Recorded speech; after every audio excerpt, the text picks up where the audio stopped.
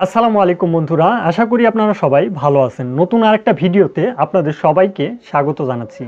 এই ভিডিওটি অত্যন্ত গুরুত্বপূর্ণ বাংলাদেশ থাকা প্রবাসী যারা পরিকল্পনা করতেছেন সৌদি আরবে আসবেন।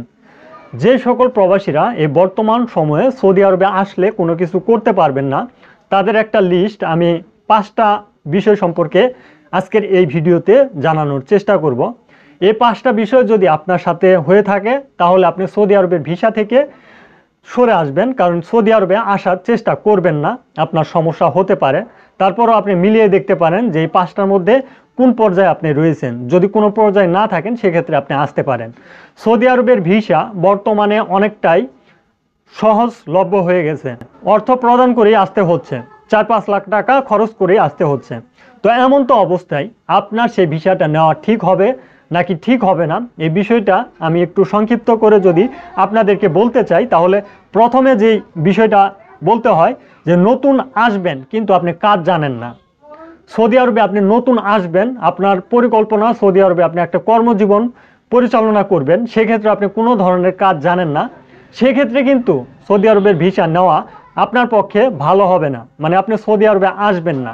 যদি আসেন মহা বিপদে পড়তে পারেন, কারণ বর্তমান পরিস্থিতি, যদি কাজ জানেন তাহলে আপনি বেশি টাকা ইনকাম করতে পারবেন, কাজ জানেন না আপনাকে কেউ কাজে নিতে চাইবে না। প্রবাসী সংখ্যা কিন্তু অনেকটাই বেশি বর্তমানে, কিন্তু আপনাকে কাজ জানতে হবে। আপনি কোনো কাজ শিখে তারপরে সৌদি আরবে আসেন। কাজ না জানা প্রবাসীরা বর্তমান সময়ে সৌদি আরবে আসবেন না। দ্বিতীয় নম্বরে যে বিষয়টা বলবো তা হচ্ছে, আপনাদের বয়স যদি 40 বছরের উপরে হয়ে থাকে, 40 বছরের উপরে যদি আপনার বয়স হয়ে থাকে, তার মানে আপনি কিন্তু এখন যে কাজগুলো চাইলেও করতে পারবেন না, তো সেই কাজগুলো কিন্তু আপনাদেরকে কেউ দিবে না। একটা সৌদি যখন ভিসা দেয় তখন কিন্তু ইয়াং প্রবাসীদের টার্গেট করে ভিসাগুলো দেয়। তো এখন আপনি 40 বছর বয়স হয়ে গেছে, সৌদি কিন্তু আপনার ছবি দেখে মনে করলো যে না আপনি আসার পর সে ধরনের কাজ করতে পারবেন, কিন্তু যখন সৌদি আরবে অ্যাকচুয়াল চলে আসলেন তখন সেই সৌদি আপনাকে কাজ দিতেও কিন্তু একটা কনফিউজ মনে করবে, কারণ আপনার বয়স বেশি।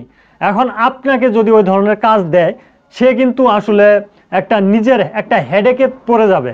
তো সেক্ষেত্রে সৌদিরা চায় ইয়াং প্রবাসীদেরকে, আপনার যদি 40 বছরের উপরে হয়ে যায় আপনি আসতে পারেন, তবে আপনার যদি ভাই প্রফেশনাল কিছু কাজ জানা থাকে, যেমন আপনার টাইলস মিস্ত্রি এবং আপনি ইলেকট্রিকের কাজ জানেন, আপনি ওয়েল্ডিংয়ের কাজ জানেন, এই ধরনের প্রফেশন যদি আপনার ভালো জানা থাকে, সেই ক্ষেত্রে আপনি 40 বছরের উপরে হলেও আসতে পারেন, তবে ফ্রি ভিসা সিস্টেমে আপনাকে আসতে হবে। 3 নম্বর পয়েন্টে একটা বিষয় অবশ্যই আপনাদের সাথে শেয়ার করব, সেটা হচ্ছে অতিরিক্ত যারা ধূমপান করেন। সৌদি আরবে অতিরিক্ত ধূমপান করলে আপনি আসার চেষ্টা করবেন না, কারণ সৌদি আরবের অতিরিক্ত ধূমপানের কারণে আপনি যে কয় টাকা বেতন পাবেন সে কয় টাকা আপনার বিড়ি সিগারেট খেতে কিন্তু শেষ হয়ে যাবে। তাই অতিরিক্ত ধূমপান যারা করেন তারা অবশ্যই সৌদি আরবের ভিসা নেওয়ার চেষ্টা করবেন না, কারণ আপনি সৌদি আরবে আসলে কোনো কিছুই করতে পারবেন না, আপনার সিগারেট বিড়ি খেতেই কিন্তু সেই টাকা ফুরিয়ে যাবে। 4 নম্বর পয়েন্টে অবশ্যই এটা মহিলা প্রবাসীদের জন্য সতর্কবার্তা। আপনারা যে সকল মহিলা কর্মীরা সৌদি আরবের বর্তমান, আপনারা এই ভিসাগুলো নেওয়ার চেষ্টা করবেন না, কারণ সৌদি আরবে পুরুষ কর্মীদেরই কিন্তু বর্তমানে ভ্যালু কম, আর মহিলা কর্মীরা কিন্তু অবশ্যই একটা সমস্যায় পড়ে গেলে আপনার কিন্তু করার কিছু থাকবে না। কোনো পুরুষ কর্মী আপনাকে হেল্প করতে পারবে না, মানে কোনো পুরুষ প্রবাসী আপনাকে কোনো হেল্প করতে পারবে না।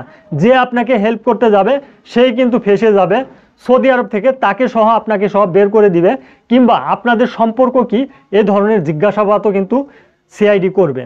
তো সেক্ষেত্রে আপনি যদি একটা জটিল সমস্যায় পড়ে যান, ম্যাক্সিমাম দেখা যায় আপনাদেরকে খাদ্যামার ভিসায় আনা হয়, মানে বাসাবাড়ি কাজের ভিসায় আনা হয়। আনার পর আপনাদেরকে এমন জঘন্য কাজ করানো হয় যেটা আসলে মুখ দিয়ে প্রকাশ করার মতো না, ভিডিওর ভিতরে বলার মতো না। তো সেই জন্য আমি আপনাদেরকে সতর্কতা বার্তা দিতে চাই যে আপনারা যে সকল মহিলা কর্মী রয়েছেন সৌদি আরব অ্যাভয়েড করতে পারেন, সৌদি আরবের ভিসা না নিয়ে অন্য কোনো দেশে আসতে পারেন, কারণ সৌদি আরবে আপনি একটা সমস্যায় পড়ে গেলে কেউ আপনাকে দেখবে না, আপনার বিষয়টা আপনাকেই ফেস করতে হবে। সেজন্য বর্তমান সময়ে মহিলা কর্মীরা সৌদি আরবে আসবেন না। 5 নাম্বার এবং সর্বশেষ যে তথ্যটা আমি আপনাদেরকে দিব, এই তথ্যটা সকল প্রবাসীদের জন্যই অত্যন্ত গুরুত্বপূর্ণ, কারণ সৌদি আরবের বর্তমান পরিস্থিতিতে এখন দেখা যাচ্ছে যে আস্তে আস্তে কাজের সংখ্যাটা বাড়তেছে। তবে আপনি যদি একজন নতুন প্রবাসী হয়ে থাকেন, ঘরের কিন্তু কেউ টাকা দিয়ে বিদেশে আসে না, বিশেষ করে সৌদি আরবে কেউ আসে না।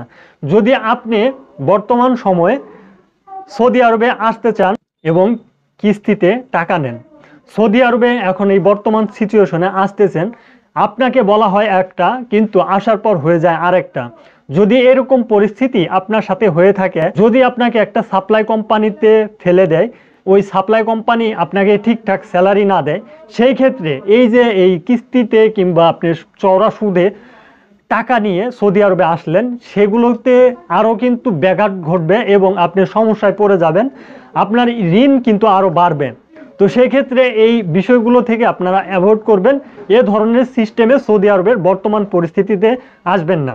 আশা করি যে তথ্যগুলো আজকের এই ভিডিওতে আপনাদেরকে দিলাম, আপনারা অবশ্যই এই বিষয়গুলো যদি আপনাদের কারো সাথে হয়ে থাকে তাহলে সতর্কতা অবলম্বন করে সৌদি আরবের ভিসা নেওয়ার চেষ্টা করবেন এবং আপনার ভালো আপনি কিন্তু ঠিকঠাক বুঝে তারপরে ভিসা নেওয়ার চেষ্টা করবেন।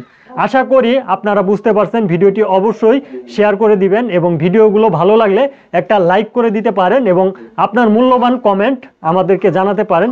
সেই কমেন্টের উপর ভিত্তি করে পরবর্তী ভিডিও আনার চেষ্টা করব। আজকের ভিডিওটি এ পর্যন্তই। ধন্যবাদ সবাইকে। সালামু আলাইকুম।